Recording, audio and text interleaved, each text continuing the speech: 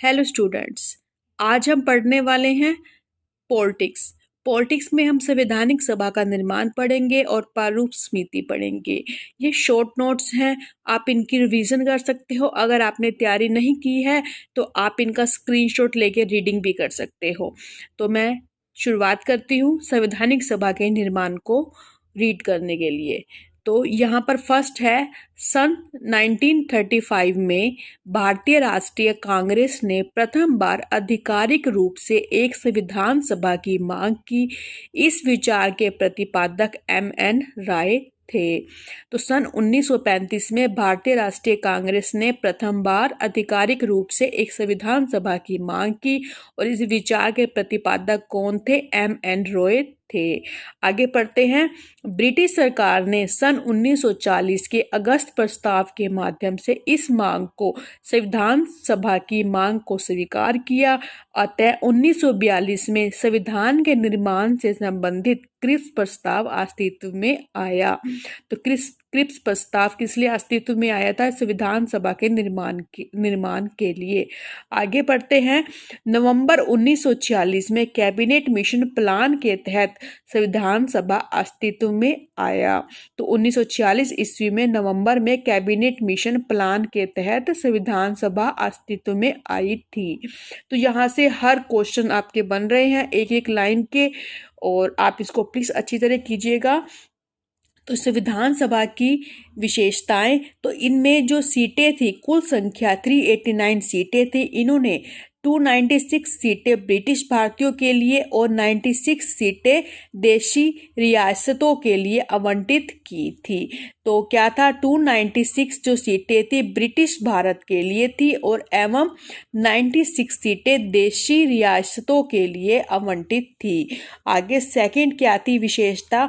प्रत्येक प्रांत एवं रियासत को उसकी जनसंख्या के अनुपात में सीटें आवंटित थी। क्या थी?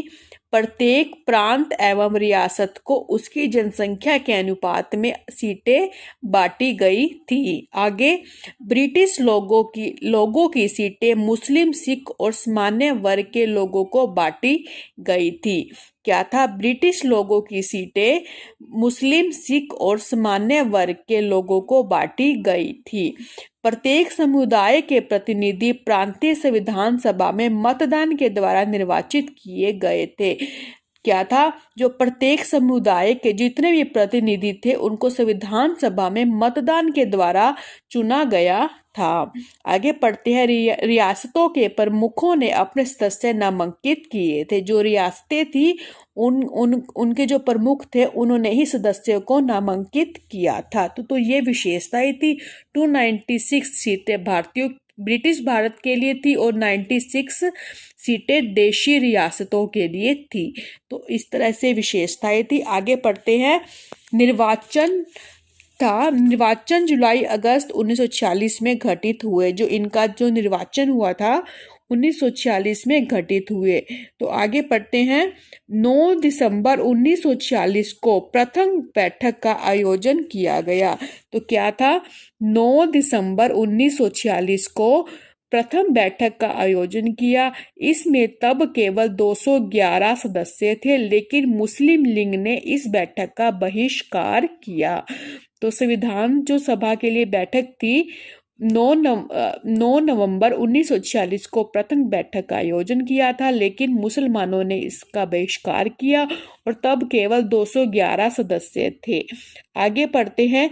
देशी रियासतों ने इस बैठक से दूर रहने का निर्णय किया, अतः उनकी सीटें रिक्त रही। तो देशी रियासतों ने इसमें भाग नहीं लिया। आगे पढ़ते हैं। 3 जून 1946 को माउंटबेटन योजना की स्वीकृति के बाद अधिकांश देशी रियासतें संविधान सभा में सम्मिलित हो गई। दूसरी महत्वपूर्ण परिवर्तन संविधान सभा को एक संपूर्ण प्रभुसत्ता संपन्न संकाय एवं वैधानिक संकाय घोषित कर रहे थे। तो क्या था? 3 जून 1946 को माउंटबेटन माउंटबेटन योजना की स्वीकृति के बाद अधिकांश देशी रियासतें संविधान सभा में सम्मिलित हो गई। और दूसरे महत्वपूर्ण परिवर्तन क्या हुआ था? संविधान सभा को संपूर्ण प्रभुसत्ता सकाए एवं वैधानिक सकाए घोषित कर रहे थे। तो इसकी कार्य प्रणाली क्या थी? कार्य प्रणाली के बारे में पढ़ते हैं।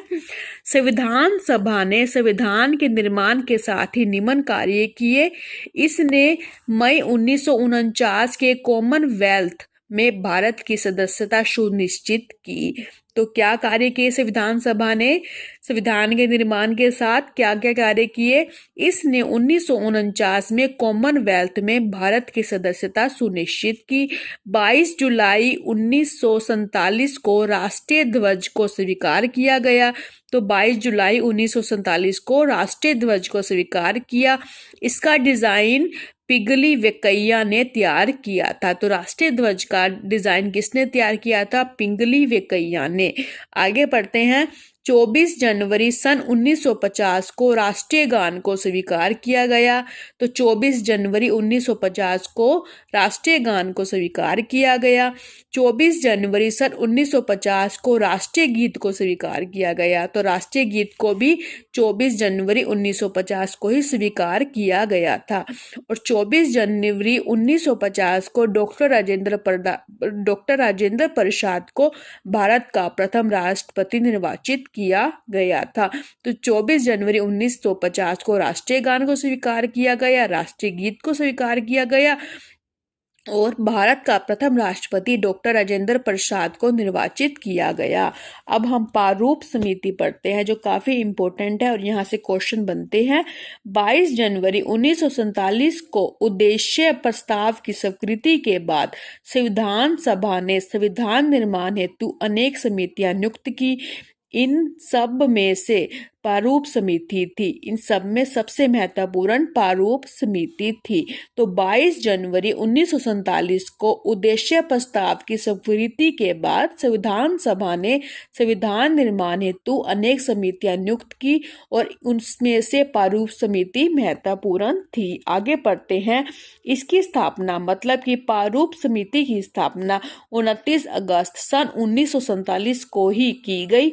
इसे नए संविधान के प्रारूप को तैयार करने का कार्य किया। तो प्रारूप समिति ने क्या किया? नए संविधान के प्रारूप को तैयार करने का कार्य किया।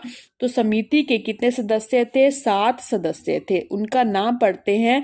डॉक्टर BR अम्बेडकर जो अध्यक्ष थे, N Gopalaswami Ayyangar, doctor KM Munshi, TT Krishnamachari, Syed Mohammad Saadulla, N Madhav Rao और पढ़ते हैं अल्लादी कृष्ण स्वामी अय्यर। आगे पढ़ते हैं। संविधान का प्रथम प्रारूप फरवरी 1948 में प्रकाशित हुआ। प्रारूप के बारे में बहस करने के लिए लोगों के पास कितने महीने का टाइम था? 8 महीने का टाइम था।